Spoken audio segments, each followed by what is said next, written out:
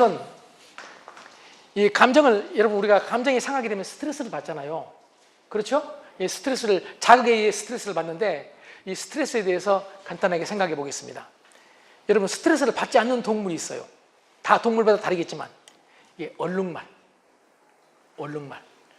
얼룩말은요, 얼룩말의 하루 24시간을 쫙 학자들이, 동물학자들이 지켜봤더니 95%는 너무나 평온해요. 95%는 지루할 정도로 평온해. 그런데 5%는 대단히 격정적이에요. 이 5%가 아주 생사의 교차점이에요. 그때가 언제겠습니까? 사자들의 먹이 활동이 시작되는 시간. 사자들이 먹이 활동이 시작이 되면 사자가 배를 채우기 위해서 얼룩말들을 잡기 시작을 해요. 그럼 얼룩말들은 날뛰고 도망가고 난리가 나는 거예요. 딱 5%입니다. 그 평온한 시간 24시간 중에서 5%. 그리고 언제 끝나죠? 그게 사자가 한 마리를 딱 잡아서 먹는 순간 끝나. 왜냐하면 동물은 배가 부르면 또 먹어요, 안 먹어요? 인간은 또 먹어요, 안 먹어요? 배 터지도록 먹어, 인간은. 그게 문제예요. 여러분 우리는 가끔 많이 먹는 사람 보고 오해 마세요. 돼지 같다고요. 돼지 같다고. 돼지 모독이에요. 돼지는 위에 80%가 차면 안 먹도록 프로그램이 돼 있어. 우리는 결혼식 날 뷔페 가가지고 위에 100% 차도 먹어, 안 먹어? 먹는다고 대답해 주신 게 좋지 않겠어요? 먹잖아. 여러분 지금까지 밝혀진 장수의 가장 확실한 근거는 딱 하나, 소식이란 말이에요. 소식. 그런데 인간은 이렇게 먹어대.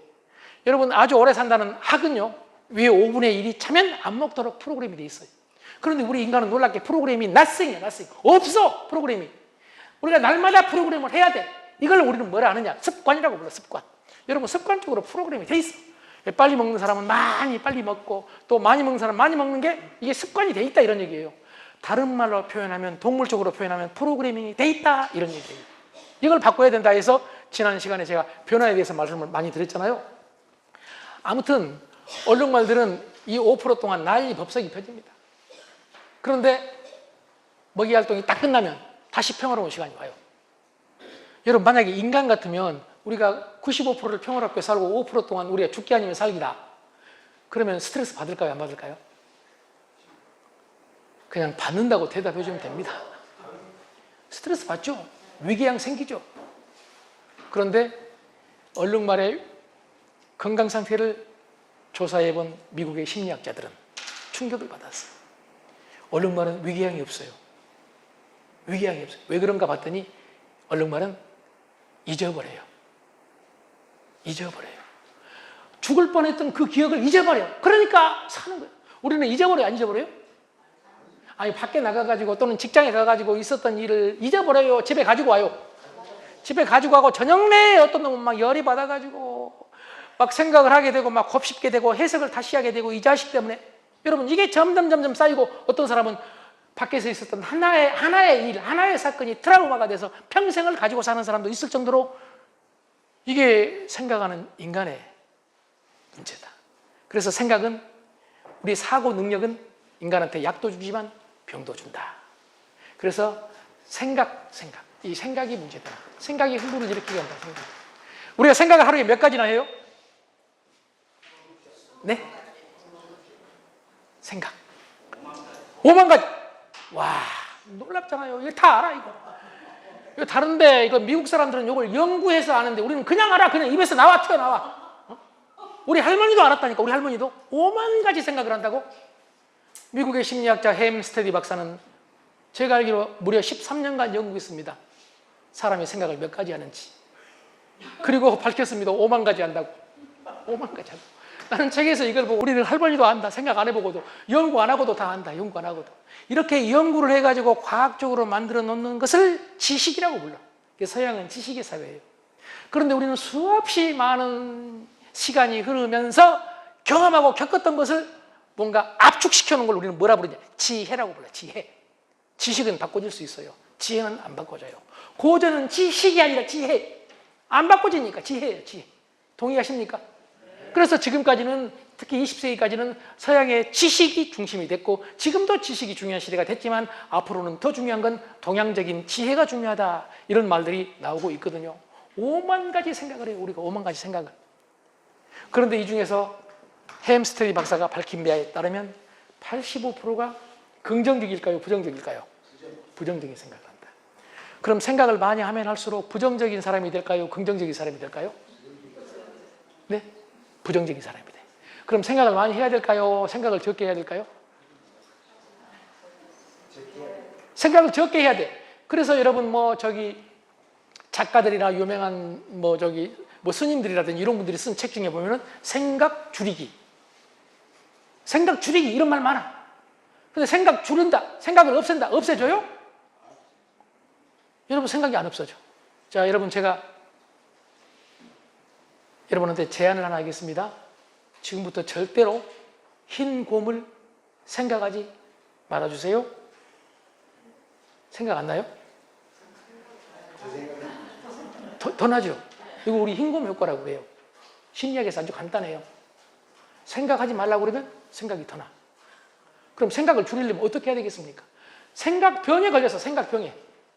이 생각병을 없애려면 어떻게 해야 되겠습니까? 생각을 줄일 수 있는 방법 뭘까요?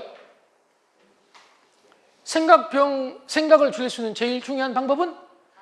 그럼요, 다른 일을 하는 겁니다. 다른 일을 하는 겁니다. 안 되면은 여러분 걷기라도 하는 거예요. 걷기라도가 아니라 걷기처럼 중요한 게 없겠지만은 뛰고 걷고 다른 일을 하고 일을 해보세요. 그럼 생각 줄여줘요, 안 줄여줘요? 친구 만나가지고 친구하고 대화해보세요. 여러분 생각 줄여줘. 생각 안 해. 여러분 생각하면서 친구하고 대화하면 그게 표시가 나요, 안 나요? 나. 온전히 친구한테 내가 집중을 해야 상대도 알거든요. 그러니까 생각을 줄이기는 어려운데 우리는 생각병에 걸렸다. 그래서 스트레스를 받게 돼요, 안 받게 돼요? 스트레스를 더 받게 된다, 그런 얘기예요. 그런데 이 생각병을 줄이기 위해서는 지금 말씀드린 대로 밖으로 나가야 되는데, 그리고 움직여야 되는데 그게 쉽지 않다. 그래서 제가 스트레스를 줄일 수 있는 방법 중에 하나가 여러분 호흡이에요. 호흡. 자, 숨을 한번 길게 쉬어보시겠어요? 숨을 길게, 여러분 저보다 더 잘하고 계시겠지만 그리고 한번 깊게 내쉬어보세요.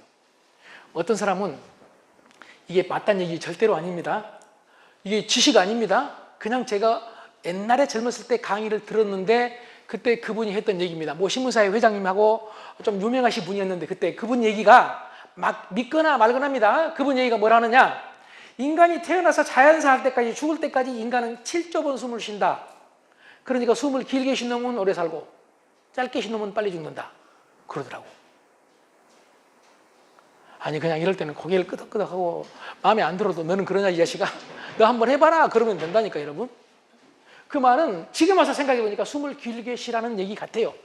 여러분 특히 여러분처럼 이 깨끗한 공기가 있는 곳에서는 숨을 길게 들이마셔가지고 길게 내뿜는 거예요. 그런데 나중에 알고 봤더니 이게 바로 명상이다 그러더라고요. 명상이다. 이게 명상이다. 여러분 숨을 들이쉬면서 숨이 들어오는 것을 마음속으로 생각을 하는 거예요. 콧등 위로. 그리고 내뿜는 것을 노폐물이 나가고 있다라고 내뿜는다. 이게 명상의 시작인데, 이 명상에 대해서 저는 명상을 잘하는 사람 아닙니다. 명상에 대해서 케임브리지 대학교의 물리학과 출신으로 아주 유명한 세계적인 명상가, 그러면서 스님입니다. 아잔 브람 교수가 좀 흥미로운 얘기를 해서 여러분 소개하겠습니다. 명상은 섹스보다 오르가즘이 100배 컸다. 스님이 한 얘기니까 이해가 좀 안 가죠. 내가 너무 위험한 얘기를 했나요? 저는 그분 얘기를 책에서 봤다니까. 내가 제대로 하면은 여러분 오르가즘이 100배래. 100배. 나는 그걸 제대로 이해를 못하겠지만은 그 정도로 명상이 건강에도 좋고 여러분 오르가즘을 쾌락을 준다, 이런 얘기예요. 잔잔한, 다시 말씀드리면은 역효과 없는 쾌락을 준다, 이런 얘기예요. 숨을 들이쉬고 숨을 내뿜는 거다. 그러면서 그분은 명상의 시작은 내려놓는 거다. 내려놓는 거다. 왜 내려놓는 걸 얘기를 하냐면, 자 보세요. 그분이 이렇게 말합니다. 컵을 딱 들고 있어요. 컵을 1분, 10분, 1시간, 2시간, 3시간, 아무리 가벼운 컵이라도 여기에 물이 좀 들어있으면, 들고 오래 있으면 어깨 아파요, 안 아파요? 어깨 아파. 어깨 아파. 그럼 어깨를 안 아프게 할 수 있는 방법은 뭐죠? 내려놓는 거예요. 내려놓는 거예요. 잠시 내려놨다가 다시 들면 또 몇 시간을 들고 있을 수 있다. 내려놓기가 명상의 시작이다. 저는 여기서 깜짝 놀랐어. 내려놓자. 자식에 대해서도 욕심을 내려놓자. 다시 또 욕심이 생기면 또 내려놓자. 아내에 대해서도 욕심을 내려놓자.